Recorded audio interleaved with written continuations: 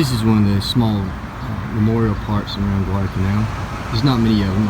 Unfortunately, to have a memorial park, any memorial, we have to have some secure facility. And this facility is actually located in the Central Police Station, so it's quite secure. So there's a few memorials in this area. A lot of these memorials were brought from other locations, once again for security reasons.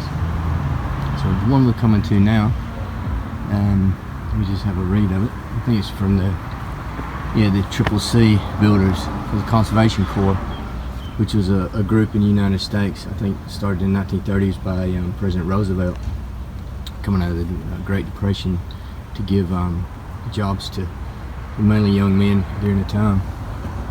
Let's see if you have a read of it there. Yeah, 1933, 1942.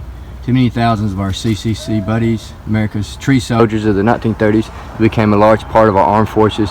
The 1940s, together with their fellow Americans who perished in the conquest of these western Pacific islands and surrounding seas. We who survived salute you, we will remember you forever.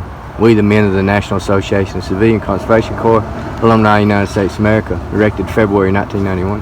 More plaques. I think they just used this monument to put the plaques on it, but this is to the 3rd New Zealand Army Division. A lot of people don't remember the New Zealand Army actually fought in the Pacific. They probably thought mainly associated with the North Africa and Italian campaigns, with the 2nd New Zealand Army Division. These guys landed in the Solomons, mainly in Villa La Vella. And the New Zealand Air Force participated very heavily in the Guadalcanal campaign and later in the Solomon Islands campaign. This is dedicated to the Army Division. This one's dedicated to the memory of those who, in the World War 1939 to 45, defended and guarded the British Solomon Islands Protectorate, rested on it to the last enemy overcome. So this area was controlled by the British before the war. Well, actually, the official name was, like I said in the that plaque there, the British Solomon Islands Protectorate.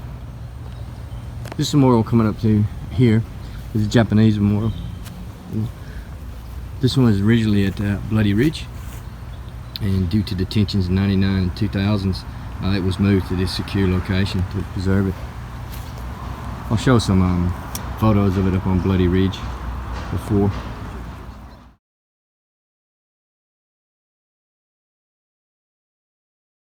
This is dedicated in September 1993. I'd like to know exactly what that says in Japanese. I imagine it's to the memory of the probably around 25,000 Japanese that died here. This one's to the Kawaguchi Brigade. Probably the reason it was up on Bloody Ridge is the Kawaguchi Brigade. The 35th Brigade was Kawaguchi, who was the Major General. They were the ones who assaulted Bloody Ridge from September the 12th to the 14th. You have a little read of that. During the 6 months since the end of August 42, it is far south out from our fatherland under offensive by superior Allied forces. Had not the ammunition for firing, also had not the rations for eating. These were the misery beyond the limitation, as we could not say. Those who died, the victim, 3,179 soldiers of Kawaguchi Brigade. We dedicate the monument. Repose for the soul, may they sleep in peace. Well, I don't think they were victims, and they wasn't under off. They were actually on the offensive, not the defensive. So, let you gather what you want. The other side of the Japanese memorial, this ball. I don't know what that says in Japanese. Some of the writing there.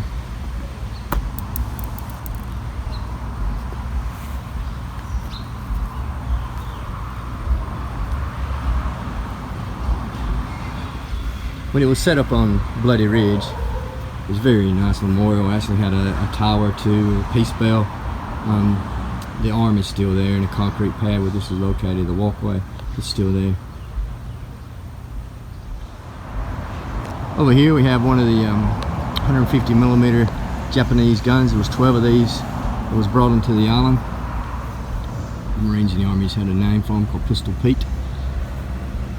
The Japanese artillery tactics, when they fired these, I don't know if they fired them because they were afraid of the air-covered or counter artillery fire, but they only fired them in singles, and they didn't have battery firing. They used them for support mainly.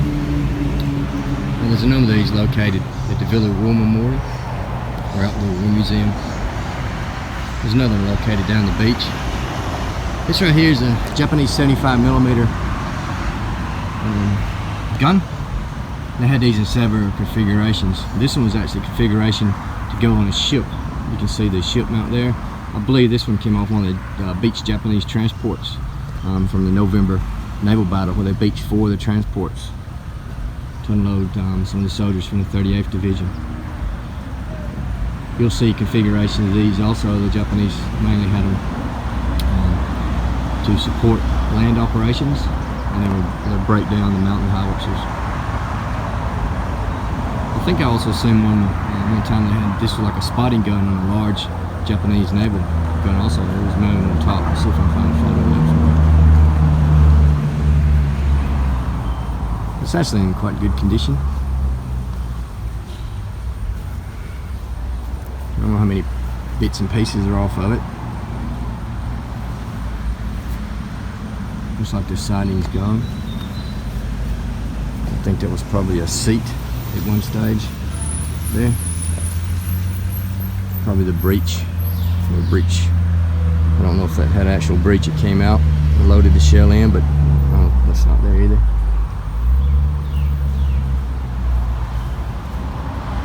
I've showed you a few examples of these before, the 150s, so there's obviously the little breech doors going on that. And all the other 150s had Japanese writing. Yeah, in here, that's been painted over quite a few times. Normally Japanese writing, I don't know what it says, probably where it was made, and normally there's a number here. So I'll see if I can get that number later. I'd like to really track down these guns, see exactly when they were made and where they were made.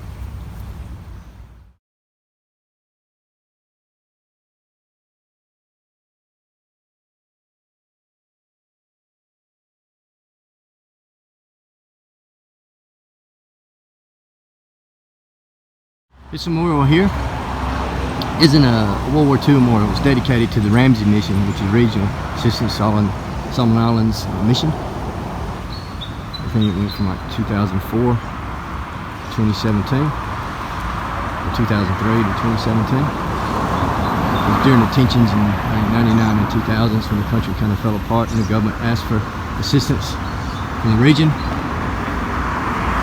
So it was led by the Australians and the New Zealanders and all the other participating countries. Sent police and military to restore order. Here's a few of the flags in the participating countries that sent police and soldiers. Don't ask me to name each flag. I can name most of them, but not all of them, so I won't embarrass myself.